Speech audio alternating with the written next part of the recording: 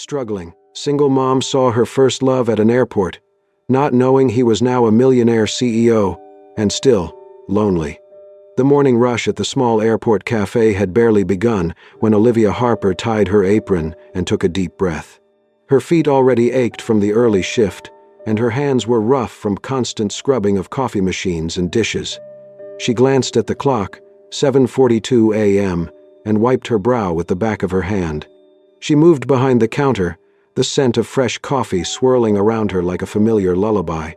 Olivia, now 28, had worked this job for nearly 3 years. It was not glamorous, but it put food on the table and paid rent for the modest apartment she shared with her 5-year-old son, Jamie. He was her light, her reason to keep going. "Large cappuccino, no sugar," a voice called out. Olivia smiled, already halfway through making it. She had memorized the regulars, but as she handed the cup over and looked up, her breath caught. Across the terminal, near Gate 18, a man sat alone with a laptop and a black leather duffel bag at his feet. She froze. Her heart skipped a beat, then raced. Lucas Bennett. Her first love. He was staring at his screen, fingers paused mid-typing. His hair was neatly styled, suit crisp, presence commanding, but she would have recognized him anywhere, even after a decade. He had been the boy who made her laugh on rainy days, who read poetry in a terrible British accent, who once stayed up all night just to walk her home. Lucas had been the entire sky of her youth. Olivia's instinct was to look away. Her hand shot up to tuck a stray strand behind her ear, only to remember her hair was in a messy bun. Her uniform was wrinkled from the morning rush, faint coffee stains on the hem of her apron.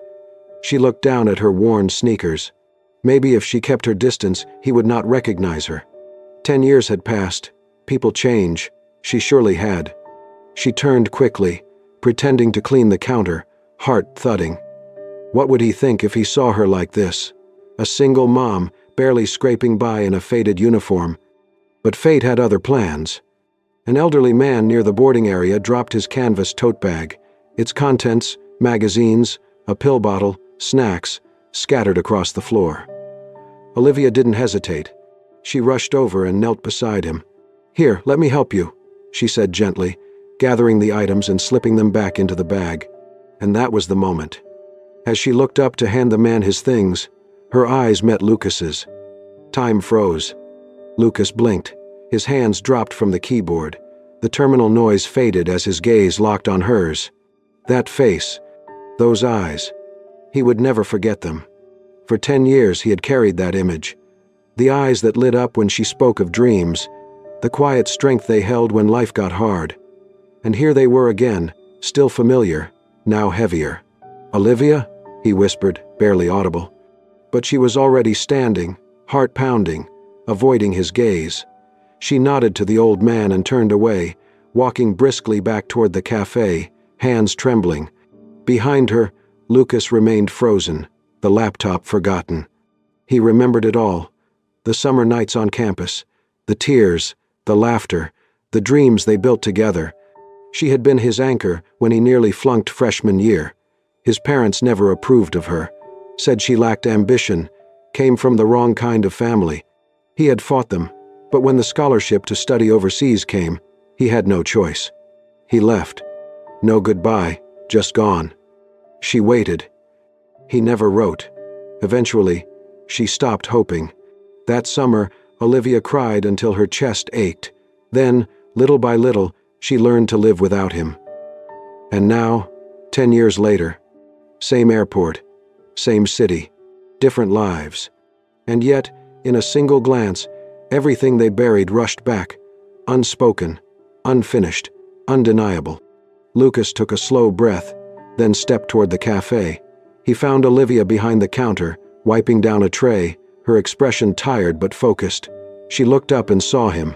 For a moment, neither of them said a word. "Hi," he said gently. Olivia nodded. "Hi. I was hoping we could talk, if you have a minute." She glanced around. "I'm on break in 10.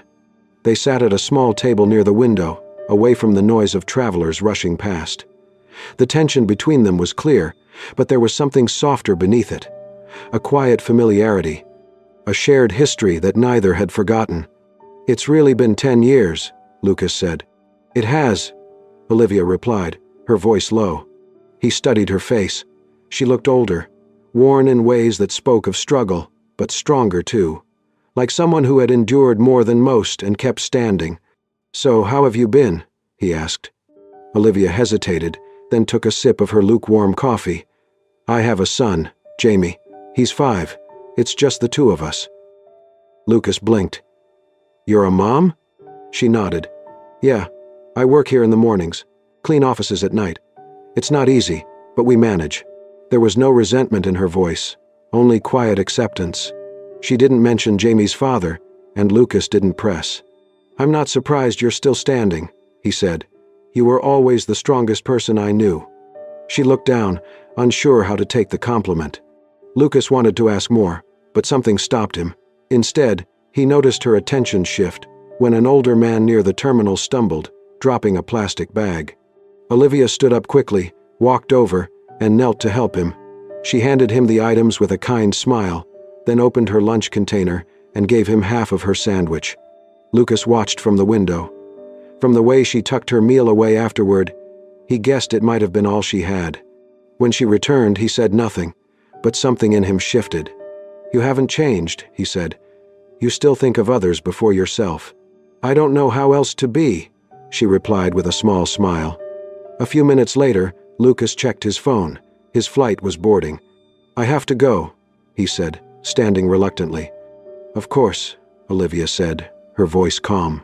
He paused. "Can I give you my card? Just in case." She nodded and took it without a word. As he walked away, he turned once more. She was already behind the counter again, tying her apron, fading back into the background. But she didn't fade from his mind. Days passed. Olivia returned to her routine. Work, Jamie, sleep, repeat. Then came a knock on the door. Her landlord stood with a scowl. "You're behind again. I can't wait any longer. You need to be out by tomorrow."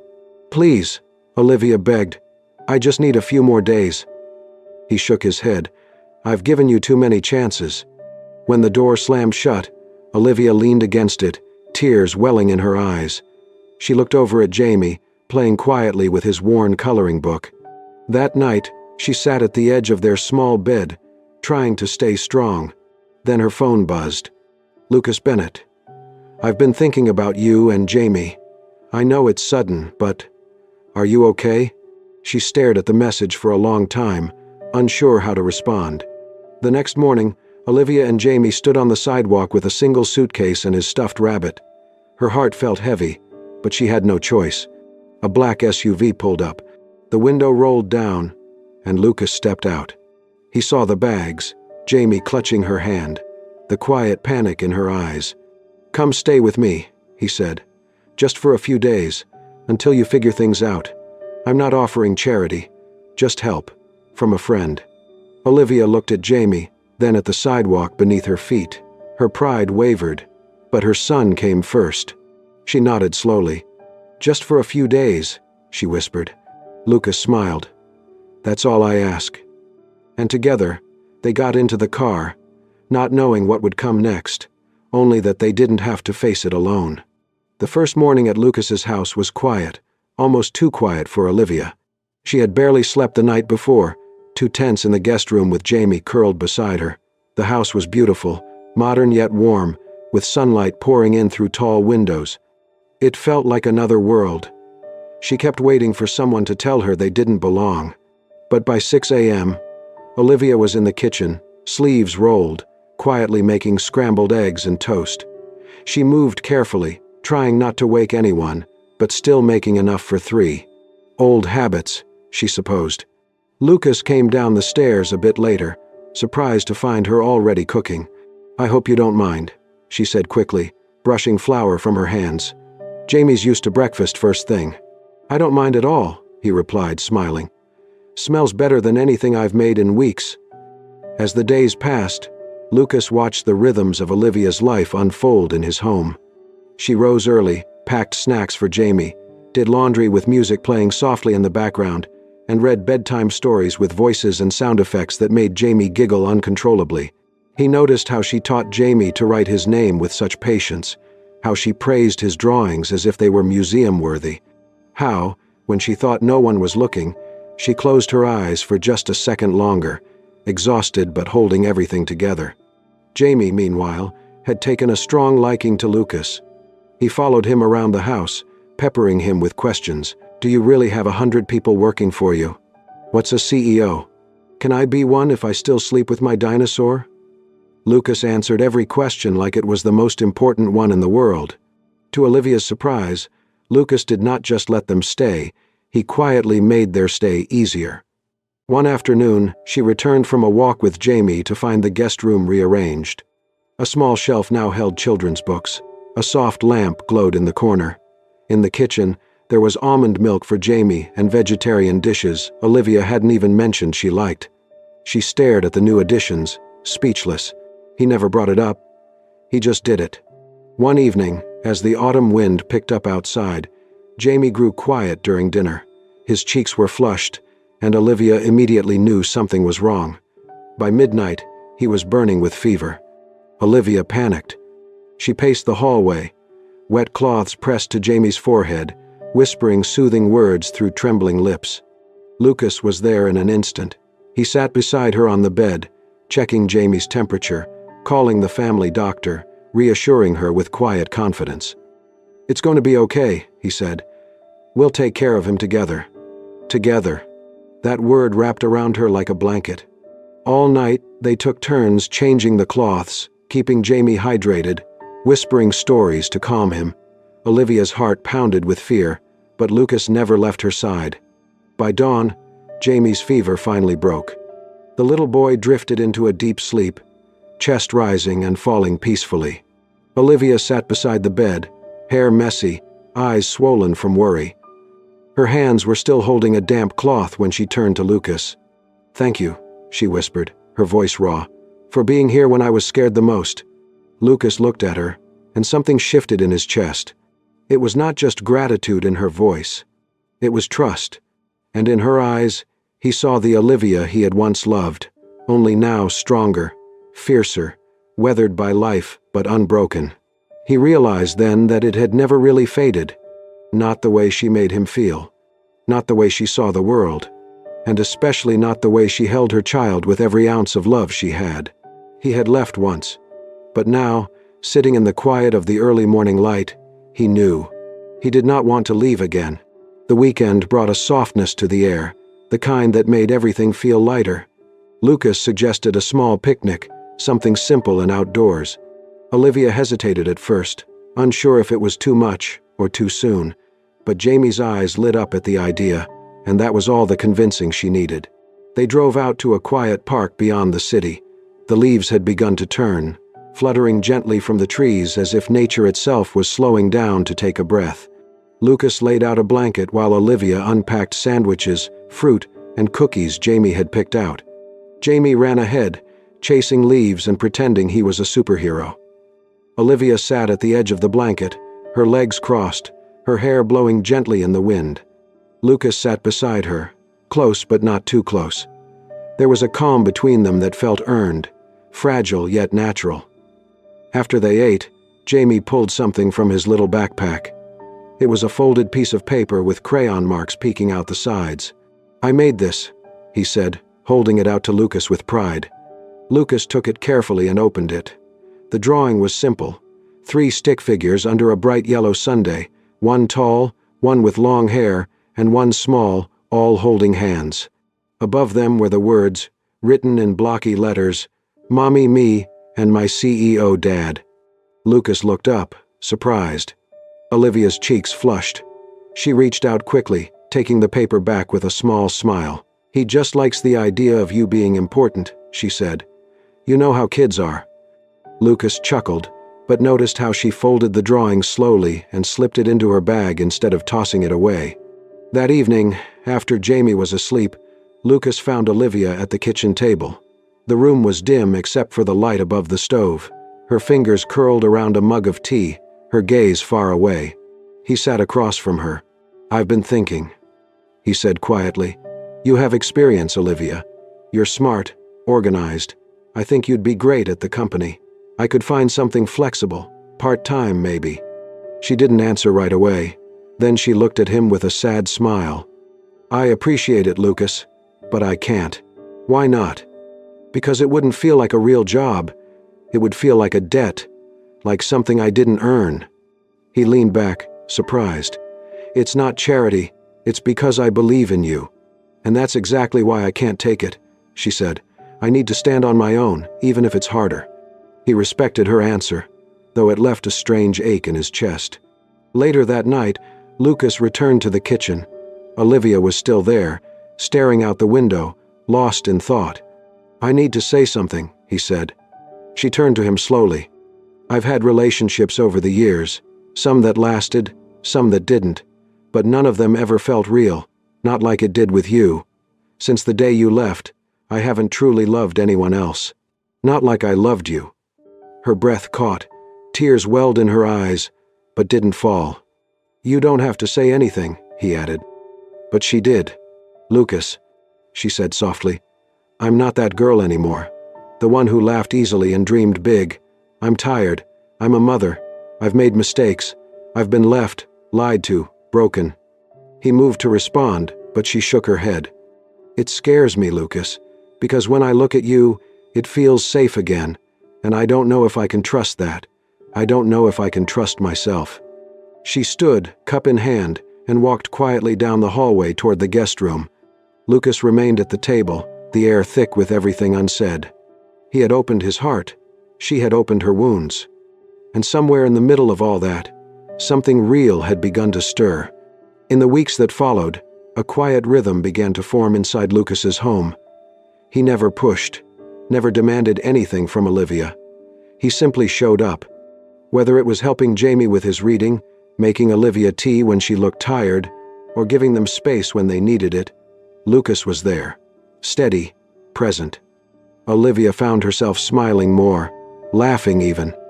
At first, it felt foreign, like trying on someone else's clothes. But each passing day made it feel like her own again. She cooked meals with Lucas. They took Jamie to the library and the park. Lucas let Jamie wear one of his ties to look like a real CEO, and Olivia had to hold back tears watching her son beam with pride. They were not perfect, but something about it felt real. Olivia, who had lived in survival mode for so long, began to breathe, to trust, to hope. One crisp afternoon, she stood in the backyard hanging Jamie's tiny clothes on a line Lucas had installed just for her.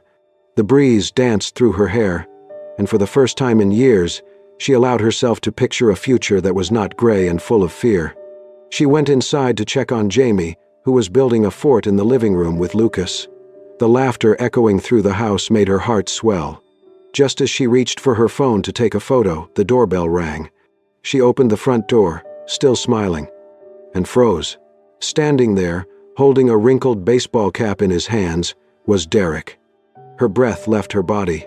He looked thinner than she remembered, older, worn, but the eyes were the same, cold, calculating, far too familiar. "Hi, Liv," he said, voice low. Her fingers tightened around the doorframe. "What are you doing here?" she asked, trying to stay calm. "I've been thinking about you.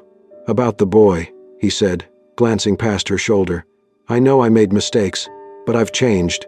I've got a job. I want to see my son." She shook her head slowly, disoriented. "You don't get to show up and ask to play father." "I'm not here to fight," he replied. "I just want a chance. Please, Olivia, let me meet him. I deserve that much." Behind her, Lucas's voice floated from the hallway, calling Jamie to wash his hands for dinner. Olivia stepped outside and closed the door behind her. "He doesn't know you exist," she said, voice trembling. "He doesn't need to." "He has a right to know who I am," Derek snapped. "I'm his father." "You were never there. Not once. I raised him alone. I protected him." Derek's tone softened again, trying to manipulate her like he used to. "I just want to do the right thing now, that's all." She stared at him. Her mind raced. Jamie, Lucas, this fragile piece she had found. All of it could shatter in an instant. If Lucas sees you, if Jamie sees you. They don't have to, Derek interrupted. We can talk, just you and me. Think about it, Olivia. He turned and walked away, disappearing down the quiet street. She stood frozen on the porch long after he was gone. Inside, laughter continued. Jamie was giggling. Lucas was pretending to be a clumsy pirate, but Olivia could not smile, because just when she had begun to believe in light again, the darkness she thought she had escaped had returned. And now, it knew exactly where to find her. Olivia tried to ignore the sick feeling in her stomach for days after Derek showed up. She told herself he would disappear again, like he always had. She had seen that face before, full of promises and empty remorse. He was not here for Jamie. He was here for something else. She could feel it. Then the first message arrived. It came late at night. She was in the laundry room folding clothes when her phone buzzed. You owe me a second chance. If you don't want to lose your son, bring me 100 grand. Fast. Her fingers went cold. Her breath hitched. Another message followed. Get it from your rich friend, the CEO. He won't even notice it's gone. Olivia stared at the screen, heart pounding, her vision blurred. She deleted the messages, but they kept coming. Every day. More aggressive, more detailed. You think you can hide behind him? I'll take you to court. I'll say you kept my son from me. They'll believe me. You have a soft life now. Let's see how long it lasts. She tried to stay calm around Jamie and Lucas, pretending everything was normal, but inside, she was unraveling. Every time her phone lit up, her stomach twisted. She slept less, ate less. Lucas began to notice. He asked if she was okay. She smiled and said she was just tired. She wanted to tell him. So many times, she opened her mouth, but the words stayed stuck in her throat. How could she explain that the past she never wanted to revisit had come crawling back with claws and threats? How could she put that burden on the one person who had given her peace? She feared two things. One, that Lucas would get hurt. Two, that she would lose Jamie. She had worked so hard to build a life, even if it was held together with threads. She had raised Jamie alone, loved him enough for two parents. And now, someone like Derek could just show up and take it all away? She met Derek once, alone, at a diner on the edge of town. He wore a smirk like he had already won. You think that man will still want you if he finds out about me? He said, leaning in close. If he finds out how fast you ran when things got hard? Olivia kept her voice low. I'm not giving you anything. You left. You don't get to walk back in and ask for money. Derek's smile faded. His tone turned cold. You'll regret this. You think you can hide in that fancy house forever? If I don't get what I want, I'll make sure the courts see what kind of mother you are. No job, unstable housing history. Let's see how long you keep custody. That night, Olivia stood by Jamie's bed, brushing his hair back as he slept. Snow had started falling outside. The wind howled like it knew what was coming. She sat at the kitchen table long after everyone had gone to bed, a pen in her hand, a piece of paper before her. She wrote slowly. Tears fell as she crossed out sentences and rewrote them. Lucas, I'm sorry. Please don't come looking for us. I had to leave. It's the only way to keep Jamie safe. Thank you for everything. You gave us more than you know. Olivia. She folded the note, placed it on the counter, then quietly packed a small bag. One change of clothes, Jamie's worn stuffed rabbit, a snack, nothing more.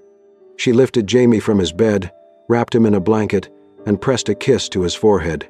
In the dead of night, with snow falling heavy and silent, Olivia walked out of Lucas's house, carrying everything that mattered in her arms. No goodbye, no explanation. Only fear, and a mother's desperate hope to protect the one she loved most. Lucas woke to an unnatural stillness. It was not the peaceful kind, but the kind that made his chest tighten. He looked at the clock. 4:13 a.m. Snow whispered against the windows, and the whole world outside seemed wrapped in white silence. He stepped into the hallway. Jamie's door was open. The guest room was empty. His heart dropped. The bed was made, too neat. The bag Olivia always kept by the dresser was gone. So was Jamie's favorite stuffed rabbit. The air felt hollow. Then he saw it. a folded piece of paper on the kitchen counter, shaking slightly from the breeze through the cracked window. He opened it, his hands already trembling. "Lucas, I had to go. Please don't come looking for us. It's not safe for Jamie here anymore. You gave us more than I ever thought we deserved. Thank you for letting me believe in something good again. Olivia." Lucas stood frozen, the paper fluttering in his hand. Then he grabbed his keys and ran. Snow was falling harder now, thick flakes blinding his windshield. The roads were slick and quiet. Most of the city still slept, but he was wide awake, fueled by panic and something deeper. Love. He called her phone, straight to voicemail, again and again.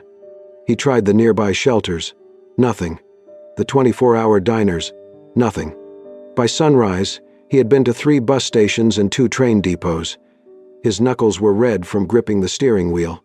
His eyes burned.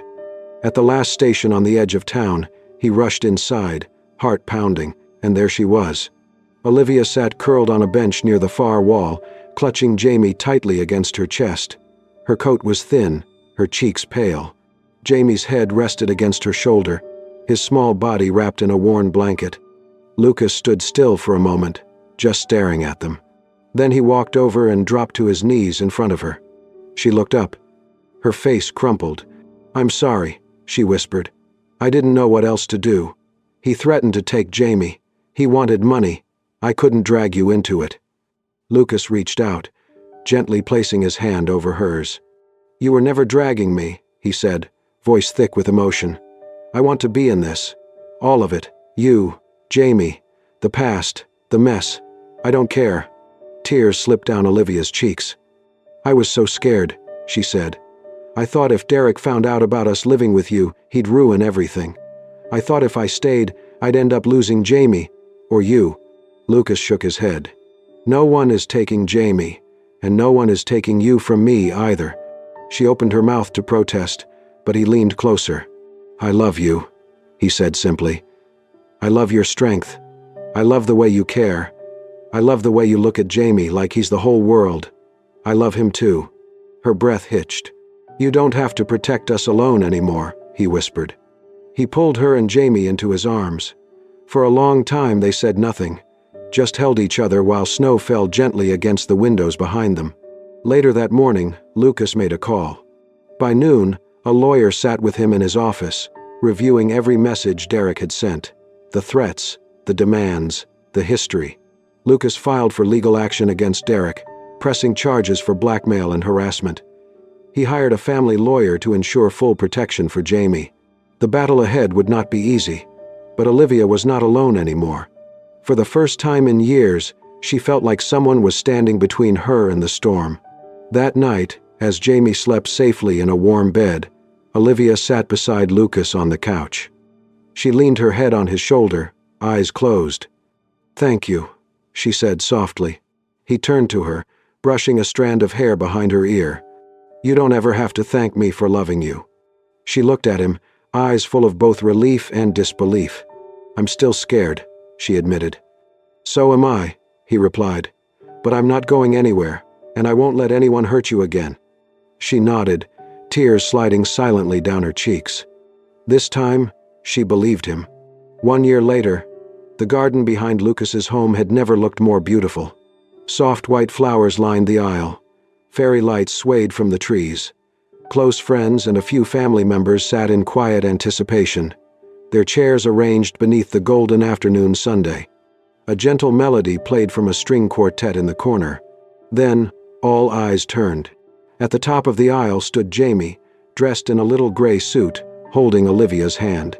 In the other, he clutched a bouquet of white peonies, carefully arranged just the way Olivia loved them. "Ready, Mommy?" Jamie whispered, beaming with pride. Olivia smiled through tears, more than ever. Together, they walked down the aisle.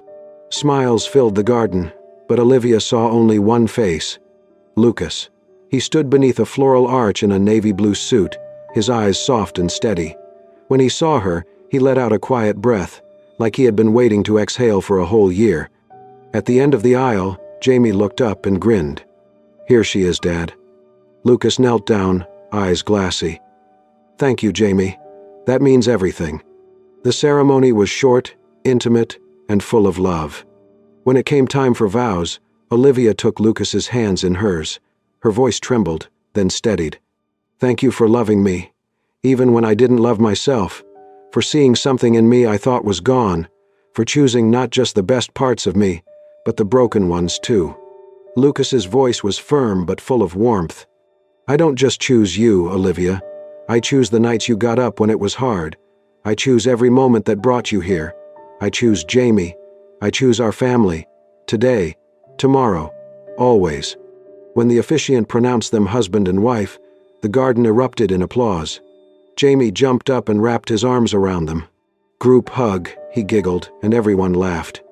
That evening, as the sun dipped below the trees and the last guests departed, Olivia stood barefoot in the grass, watching the lights twinkle overhead.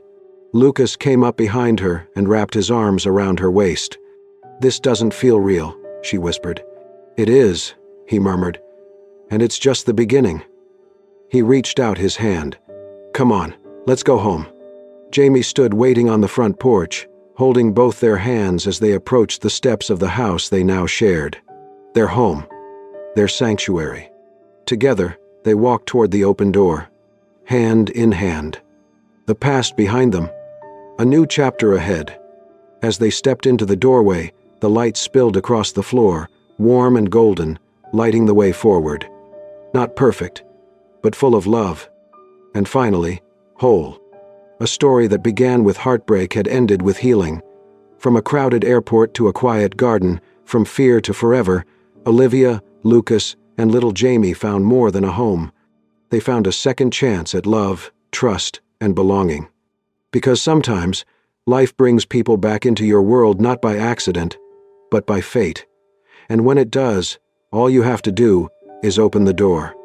If this story touched your heart, don't forget to subscribe and hit that hype button to support soul-stirring stories, where every tale is crafted to heal your soul and remind you that love always finds a way. Thank you for watching, and we'll see you in the next story.